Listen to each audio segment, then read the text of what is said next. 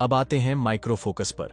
इसका मतलब होता है कि जब भी आप एक ट्रेड प्लान करते हैं, उस पर लेजर लाइक ध्यान देना। उस एक ट्रेड में एंट्री का पॉइंट क्या होगा, स्टॉप लॉस कितना होगा, किस सिग्नल पर एग्जिट होगा, और सबसे जरूरी, उस ट्रेड में इमोशन को कैसे कंट्रोल में रखा जाएगा। यही दो ताकतें, लॉन्ग टर्म थिंकिंग और माइक्रो फोकस, जब एक साथ काम करती हैं, तो आप सिर्फ एक अच्छा ट्रेडर नहीं बनते, आप एक स्ट्रैटेजिक, स्थिर और समझदार प्रोफेशनल बनते हैं। और यही असली फर्क पैदा करता है। अध्याय 7, भाग 2।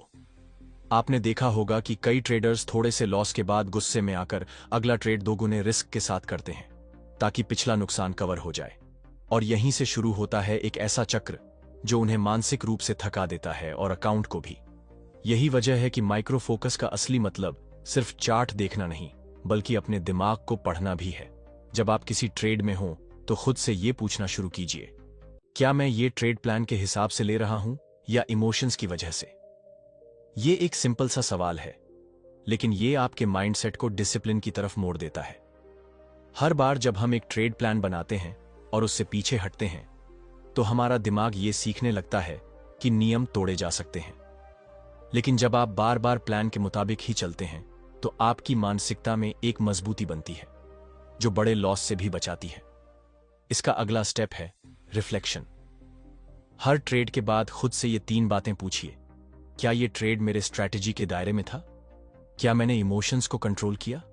अगर यही सिचुएशन फिर आए तो क्या मैं यही डिसीजन लूंगा? ये 3 सवाल आपकी ट्रेडिंग को सिर्फ आंकड़ों से नहीं, बल्कि आत्मनिरीक्षण से बेहतर बनाएंगे। जब आप इस तरह का माइंडसेट अपनाते हैं, तो आप बाजार के गुलामी से निकलकर अपने डिसीजन के मास्टर बनते हैं। और यही वो लेवल है जहां से असली कॉन्फिडेंस पैदा होता है, बिना ओवर ट्रेडिंग के, बिना डर के और बिना किसी की राय पर निर्भर हुए। अध्याय 8, भाग 1। क्या आपने कभी सोचा है कि क्यों कुछ लोग हर बार सही ट्रेड चुन लेते हैं जबकि बाकी हमेशा डाउट में रहते हैं? इसका सीधा सा जवाब है डिसीजन मेकिंग का तरीका। एक सफल ट्रेडर बनने के लिए सबसे जरूरी चीज है स्पष्ट सोच और तेज निर्णय लेने की क्षमता। ट्रेडिंग में हर पल एक चौराहा होता है, खरीदना है या बेचना, रुकना है या निकल जाना है। और अगर इन फैसलों में कंफ्यूजन है, तो लॉस सिर्फ चार्ट पर नहीं, आपके कॉन्फिडेंस पर भी होता है। तो डिसीजन मेकिंग को कैसे शार्प किया जाए? सबसे पहले अपने सिस्टम पर भरोसा करना सीखिए।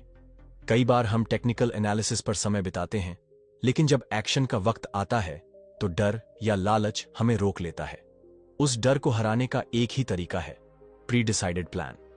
हर ट्रेड से पहले अपने लिए एक स्पष्ट स्क्रिप्ट बनाइए। अगर प्राइस इस लेवल को छुए तो मैं एंटर करूंगा, अगर इतना प्रॉफिट या लॉस हो गया तो मैं बाहर निकलूंगा। इस तरह के निर्णय पहले से तय होने चाहिए, ताकि रियल टाइम में आपका दिमाग सवाल न पूछे, बस एक्शन ले। दूसरा जरूरी पॉइंट है ओवर एनालिसिस से बचना। कई बार हम इतने ज्यादा इंडिकेटर और न्यूज देख लेते हैं कि कोई फैसला लेना मुश्किल हो जाता है।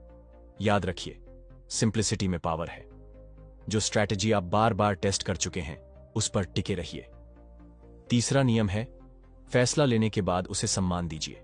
अगर आपने एक बार प्लान के हिसाब से एंट्री ली है, तो बीच में डर कर उसे बंद न करें। यही वो छोटी छोटी चीजें हैं जो एक प्रोफेशनल और एक नौसिखिए में फर्क लाती हैं। अध्याय 8, भाग 2। जब बात आती है जोखिम लेने की, तो सही माइंडसेट के बिना सफलता मुश्किल हो जाती है। ट्रेडिंग में रिस्क और रिवॉर्ड का संतुलन बनाए रखना एक कला है। जो लोग सोचते हैं कि बड़ा रिवॉर्ड पाने के लिए बड़ा रिस्क लेना जरूरी है, उन्हें समझना चाहिए कि स्मार्ट रिस्क लेना ही लंबी अवधि में जीत की कुंजी है। स्मार्ट रिस्क का मतलब है बिना प्लान के कोई भी बड़ा कदम न उठाना। इसका मतलब यह भी है कि आपको अपनी ट्रेडिंग कैपिटल का एक छोटा हिस्सा ही एक बार में रिस्क करना चाहिए। जब आप अपने कैपिटल को सेफ रखते हैं, तो आप मानसिक रूप से आराम से ट्रेड कर सकते हैं, और इसका सीधा असर आपके फैसलों पर पड़ता है। इसके अलावा रिस्क मैनेजमेंट में सबसे जरूरी है स्टॉप लॉस का सही इस्तेमाल। अगर आपने स्टॉप लॉस नहीं लगाया, तो आप खुद को अनजाने खतरे में डाल रहे हैं। स्टॉप लॉस सिर्फ एक टेक्निकल टूल नहीं, बल्कि यह आपके माइंडसेट का हिस्सा होना चाहिए, एक कमिटमेंट कि आप अनियोजित नुकसान से बचेंगे। इसका मतलब यह नहीं कि आप रिस्क से डरें, बल्कि इसका मतलब है कि आप अपने रिस्क को कंट्रोल करना जानते हैं। और जब आप रिस्क को सही तरीके से मैनेज करते हैं तो आप आसानी से मार्केट के मूवमेंट्स के बीच ठहराव पा सकते हैं और बेहतर फैसले ले सकते हैं। एक और जरूरी बात, रिस्क लेने के बाद परिणाम चाहे जो भी आए उसे स्वीकार करने की हिम्मत भी आपकी सफलता की निशानी है। यही मानसिक मजबूती आपको ट्रेडिंग के उतार चढ़ाव में टिकाए रखती है। अध्याय 9 भाग 1। अगर आप सोचते हैं कि ट्रेडिंग सिर्फ तकनीक और चार्ट पढ़ने का खेल है तो आप एक बड़ा सच मिस कर रहे हैं। असली ट्रेडिंग तो होती है आपकी मानसिक मजबूती और कंट्रोल की परीक्षा। मार्केट में उतार चढ़ाव आएंगे, लेकिन जो टिकता है वही जीतता है। आपका दिमाग ट्रेडिंग का सबसे बड़ा हथियार है। अगर आप इसे कंट्रोल नहीं कर पाएंगे तो आपकी सारी मेहनत बेकार हो जाएगी। तो सवाल यह है, कैसे रखें अपना दिमाग फोकस्ड और कूल? सबसे पहला तरीका है अपने इमोशंस को समझना। डर, लालच, उम्मीद, ये सब इंसानी भाव हैं और ट्रेडिंग में इन्हें पूरी तरह खत्म करना संभव नहीं, लेकिन इन्हें मैनेज करना जरूर सीखना चाहिए। जब भी कोई ट्रेड फेल हो, खुद को दोष देने की बजाय काल्मली एनालाइज करें कि गलती कहां हुई। इसी से आप आगे बेहतर निर्णय ले पाएंगे। दूसरा, अपने आप को निरंतर ट्रेन करें कि मार्केट के हर मूवमेंट पर प्रतिक्रिया देना जरूरी नहीं। कभी कभी सबसे बड़ा फायदा तब होता है जब आप शांत बैठना जानते हैं। ट्रेंड के साथ चलते रहिए और फालतू के ट्रेड्स से बचिए। तीसरा, अपनी रणनीति पर भरोसा रखिए। जब आपने एक सिस्टम बनाया है तो उसे बार बार टेस्ट करें और जरूरत के हिसाब से सुधार करें, लेकिन हर बार मार्केट की हर छोटी खबर पर अपना प्लान बदलना बंद करें। यह आपकी मानसिक शांति और स्थिरता बनाए रखने में मदद करेगा। अध्याय 9 भाग 2। ट्रेडिंग में सफल होने के लिए आपको धैर्य और लगातार सीखने की आदत विकसित करनी होगी। मार्केट कभी भी एक जैसा नहीं रहता और जो आज काम करता है वह कल काम न करे, यह भी संभव है। इसलिए खुद को अपडेट रखना और नई रणनीतियों को अपनाने के लिए खुला रहना जरूरी है। धैर्य का मतलब है कि आप जल्दबाजी में फैसले न लें। मार्केट में कई बार ऐसा होता है कि आप नुकसान में हो, लेकिन तभी सही समय आने पर चीजें आपके पक्ष में मुड़ जाती हैं। अगर आप तुरंत घबराकर बाहर निकल जाते हैं तो आप अपने संभावित प्रॉफिट से खुद को वंचित कर देते हैं। इसके साथ अपनी गलतियों से सीखना भी उतना ही महत्वपूर्ण है। हर ट्रेड सफल नहीं होगा और यह पूरी प्रक्रिया का हिस्सा है, लेकिन महत्वपूर्ण यह है कि आप हर हार से कुछ न कुछ सीखें, उसे नोट करें और अगली बार बेहतर रणनीति बनाएं। अपने ट्रेडिंग जर्नल को अपडेट रखना एक बढ़िया तरीका है अपनी प्रगति को ट्रैक करने का। इसमें आप हर ट्रेड का कारण, परिणाम और उससे सीखी गई बात लिखते हैं। यह अभ्यास आपकी मानसिक स्पष्टता बढ़ाएगा और भविष्य के लिए आपकी रणनीतियों को और सटीक बनाएगा।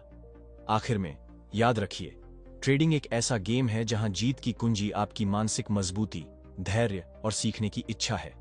इन्हें अपनाकर ही आप मार्केट में लंबे समय तक सफल हो पाएंगे। अध्याय 10 भाग 1। सबसे बड़ी बात जो आपको ट्रेडिंग की दुनिया में याद रखनी चाहिए वह है आपकी मानसिकता का विकास।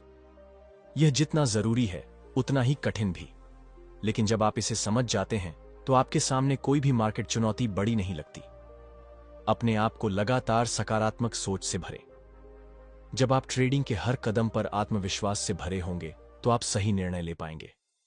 आत्मविश्वास केवल खुद पर भरोसा करना नहीं है, बल्कि अपने सिस्टम और रणनीति पर भरोसा करने का नाम है। साथ ही हमेशा याद रखें कि मार्केट में हार और जीत दोनों ही सामान्य हैं। हार को आप सीखने का मौका समझिए और जीत को अपनी मेहनत का फल। जब आप इस सोच के साथ ट्रेडिंग करेंगे तो मानसिक दबाव कम होगा और आप बेहतर प्रदर्शन कर पाएंगे। एक और जरूरी बात, खुद को लगातार प्रेरित रखना। ट्रेडिंग एक लंबी दौड़ है और इस दौड़ में टिके रहने के लिए आपको खुद को बार बार याद दिलाना होगा कि आपका मकसद क्या है और आप क्यों ट्रेडिंग कर रहे हैं। इस मानसिक मजबूती के साथ आप मार्केट की हर चुनौती का सामना आसानी से कर पाएंगे और धीरे धीरे अपनी सफलता की राह खुद बना पाएंगे। अध्याय 10 भाग 2। अब बात करते हैं आपके ट्रेडिंग करियर को नए आयाम देने वाली कुछ खास आदतों की। सबसे पहले, डिसिप्लिन। बिना अनुशासन के कोई भी सफलता असंभव है। मार्केट में भावनाओं पर काबू पाने के लिए हर नियम और रणनीति का पालन करें, चाहे बाजार कैसे भी चले। आपकी रणनीति पर टिके रहना ही आपकी सबसे बड़ी ताकत होगी। दूसरा, फोकस। मार्केट के हर पल में हजारों सूचनाएं आती हैं। आपको यह सीखना होगा कि किन चीजों पर ध्यान देना है और किन्हें नजरअंदाज करना है। सही जानकारी पर फोकस करना और अनावश्यक शोर से खुद को बचाना आपकी ट्रेडिंग की गुणवत्ता बढ़ाएगा। तीसरा, कंटिन्यूस लर्निंग। मार्केट हर दिन बदलता है और आपकी जानकारी भी अपडेट होनी चाहिए। नई रणनीतियों को अपनाएं, विशेषज्ञों से सीखें और अपनी गलतियों से हमेशा कुछ नया सीखें। अब जब आपने ये सब सीखा है तो अपनी ट्रेडिंग को एक नए स्तर पर ले जाने का समय आ गया है। याद रखिए, ट्रेडिंग सिर्फ पैसे कमाने का माध्यम नहीं, बल्कि अपनी मानसिकता और खुद की क्षमता को परखने का सफर है। अगर आपको ये वीडियो पसंद आया हो तो इसे लाइक करें और चैनल को सब्सक्राइब करना न भूलें। अपनी राय कमेंट्स में जरूर बताएं।